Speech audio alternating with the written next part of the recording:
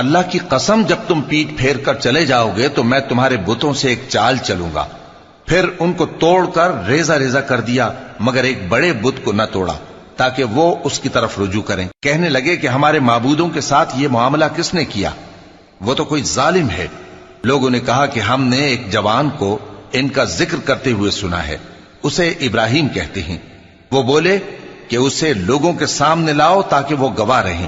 جب ابراہیم آئے تو بت پرستوں نے کہا کہ ابراہیم، بھلا یہ کام ہمارے معبودوں کے ساتھ تو نے کیا ہے؟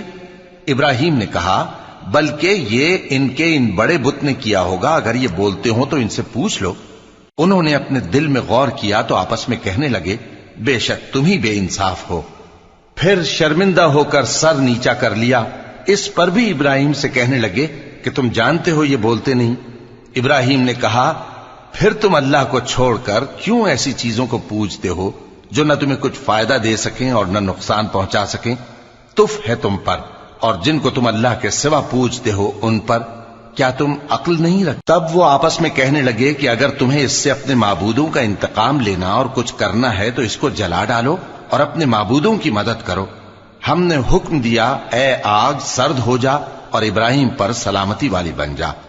ان لوگوں نے برا تو ان کا چاہا تھا، مگر ہم نے انہی کو نقصان میں ڈال دیا اور ابراہیم اور لوط کو اس سرزمین کی طرف بچا نکالا جس میں ہم نے اہل عالم کے لیے برکت رکھی تھی۔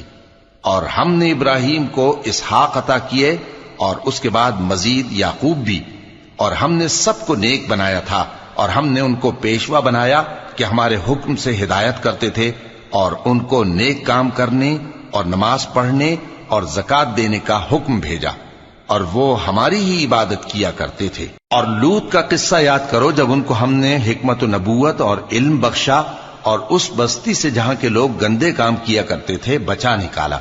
بے شک وہ برے اور بد کردار لوگ تھے، اور انہیں اپنی رحمت میں داخل کیا، کچھ شک نہیں کہ وہ نیک کرداروں میں تھے۔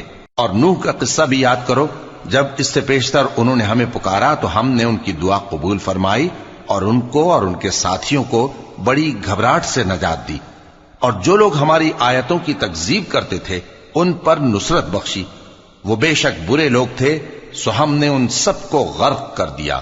اور داؤد اور سلیمان کا حال بھی سن لو کہ جب وہ ایک کھیتی کا مقدمہ فیصل کرنے لگے جس میں کچھ لوگوں کی بکریاں رات کو چر گئیں اور اسے روند گئی تھیں، اور ہم ان کے فیصلے کے گواہ تھے، تو ہم نے فیصلہ کرنے کا طریق سلیمان کو سمجھا دیا، اور ہم نے دونوں کو حکمت و نبوت اور علم بخشا تھا، اور ہم نے پہاڑوں کو داؤد کا مسخر کر دیا تھا کہ ان کے ساتھ تسبیح کرتے تھے، اور